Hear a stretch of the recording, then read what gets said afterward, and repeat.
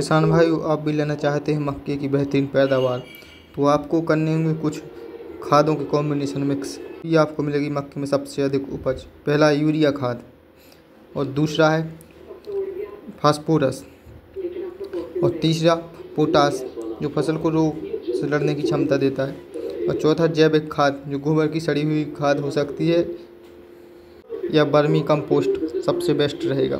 अब हम बात करेंगे नाइट्रोजन को हम डालेंगे तो उससे क्या फ़ायदा मिलेगा, नाइट्रोजन क्यों उपयोगी है। नाइट्रोजन प्रकाश संश्लेषण की क्रिया बनाती है और पौधा और पत्तियों के विकास में सहायता करती है।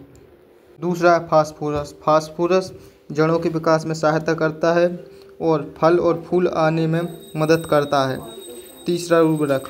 फिर आता है पोटास। पोटास हमारी फसल को रोगों से लड़ने की क्षमता देता है और पौधे के विकास में सहायता करता है और पौधे को मजबूती प्रदान करता है। अगली खाद आती है जैविक खाद। जैविक खाद में हम वर्मी कंपोस्ट को भी ले सकते हैं और सड़े हुए गोबर की खाद को भी ले सकते हैं। वर्मी कंपोस्ट अगर हम अपनी फसल में उपयोग करते हैं तो बोनी के कम से कम 15 से 20 दिन पहले 10 से 12 क्विंटल पर एकड़ की दर से हमें उसको फेंकवाना होगा। और अगर हम सड़े हुए गोबर की खाद का उपयोग करते हैं तो हमें कम से कम 20 क्विंटल पर एकड़ की दर से पहले 1 महीने पहले डलवाना होगा। खाद देने का सही तरीका।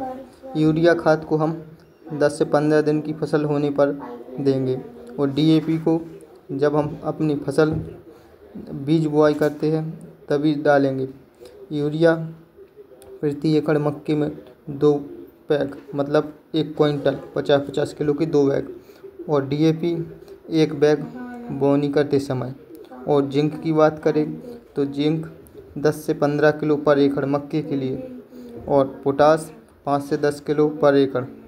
वैसे आपकी मिट्टी किस प्रकार है ये डिसाइड करती है कि उर्वरक कितना डालना है, इसलिए परीक्षण ज़रूर करवाएं मिट्टी का। हमारे यूट्यूब चैनल को फॉलो करें।